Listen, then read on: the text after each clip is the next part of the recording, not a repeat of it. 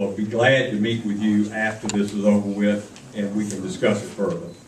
Next question. Hey, Connor. Hey, Hey, Tom. just with the overall approval or lack of approval ratings from Congress, you've seen them. Seems to be a lot of apathy out there between the voters. We saw what happened when GOP was in power back in the White House, Senate, Congress.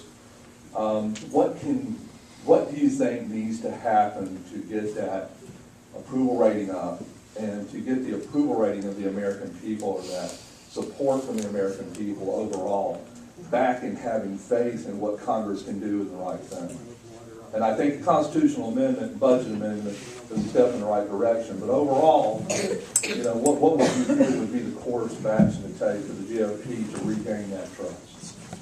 Well, the trust in the Congress is gone right now, and the overall approval rating, whether it's Republican or Democrat, is about 11%. The approval rating of the president is in the mid to upper 30s, which is pretty dismal for someone who wants a second term. So the American people are thoroughly disgusted with all that's going on in Washington. And I know, and I've heard many times from people that would say, look, why can't you men and women just simply get along and do the right thing for the American people and not worry so much about the next election, which unfortunately in the Congress occurs every 2 years when all 435 members of the House are up for re-election and 1/3 of the United States senators. And it becomes literally a bloodbath that occurs every 2 years, and as you well know, begins occurring literally every year almost, because that's how long the campaigning lasts. I would hope and pray that in my lifetime we would see, Tommy, a coming together and that members would not feel that their political career would end if they showed any spirit and willingness to work toward bipartisanship and work toward getting things done. I would be lying if I said that it's not getting worse instead of better, because I think it is getting more and more polarized. You have more and more extreme right and more extreme left, and more members feeling beholden to which either of those two constituencies they are dependent on for re-election, and scared to death to take a vote that would smack in any way, shape, or form of compromise. I think we need to continue to work on that and pray about it and think about it and worry more about the next generation than the next election. Do we have one from this side?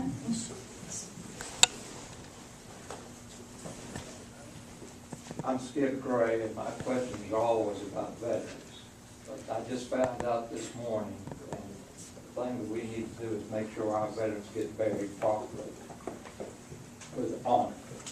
I've just found out today that they will not pay for an injured veteran to take him to the National Cemetery. Now, we need to do something about this. I have other questions about veterans, but that's one question. Well, Mr. Gray, thank you, and thank you for your service. And of course, all members at any town hall meeting anywhere across this great land, almost always will start out a town hall meeting paying tribute to the veterans, and very appropriate that we do so, and paying tribute, of course, to the men and women that are actively serving and those that are in the Guard and Reserve and are subject to getting deployed at any time. I just finished reading a book about an airman. Actually, he was a navigator in a B-24 in World War II and crashed. Some of you, I see some heads nodding, have read that book about Zapparini, Yep. Louis Zapparini's life story, and in that raft for 47 days and in a Japanese prisoner of war camp for a year and a half, and he and the pilot of the plane were the only 2 out of 9 that survived. And that survival story and what he went through, and it just makes me so indebted and grateful to our veterans. And I don't know the specific issue of which you're mentioning, but Janet can get that information, and John O'Keefe, and we'll find out about that, and we will continue to stand up for you. Thank you. Oh, well, thank you, Congressman. My name is Al Harwell. I've lived in Cartersville now for about 9 years. I'm a retired CPA with something like 60+ years experience, both with small, very small firms to the nation's very largest. And while I'm not in favor of increasing taxes, I'm in favor of leveling the playing field. And there's some ideas that I have that I would need to sit down with you and some of your staff to discuss them. And this is not the forum to do it. Well, Al, I look forward to that opportunity. 60 years of experience in accounting gives you a lot of cachet. I spent 26 years delivering 5,200 babies, but so I have about half as much experience in my profession as you have in yours. So yeah, we definitely, maybe we can set up a meeting either here in the Cartersville, or have you come down to the Marietta office and sit down and talk about that. 'Cause we need all the help we can get, believe me. Some of these folks up in Washington, I don't think they've had any accounting experience. They sure don't act like it.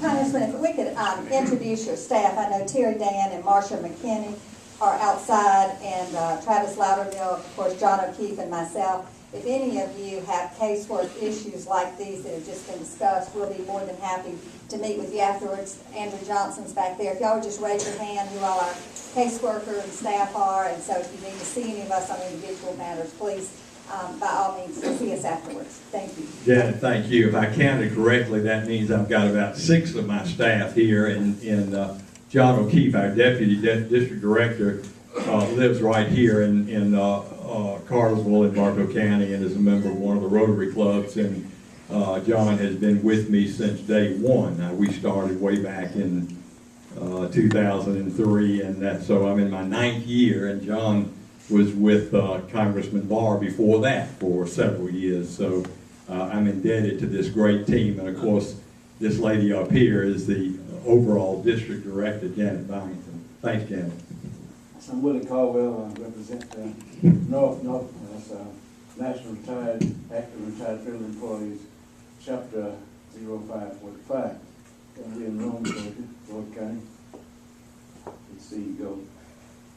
But we got 2 wars that I know of, and a lot of things going on. And we're concerned about, the organization is concerned about the benefits that we've earned as federal employees. We don't want to lose those. I know sometimes we talk about dividends to them, and but we want to keep what we already got and not lose any. I'm concerned about Social Security and those things, and retirement as well. Also, one question, maybe 2 parts, but I saw a list of programs outside the United States that the government is supporting. I don't know if you could have knowledge of that or not. I didn't bring that with me. But could we cut, looking at that,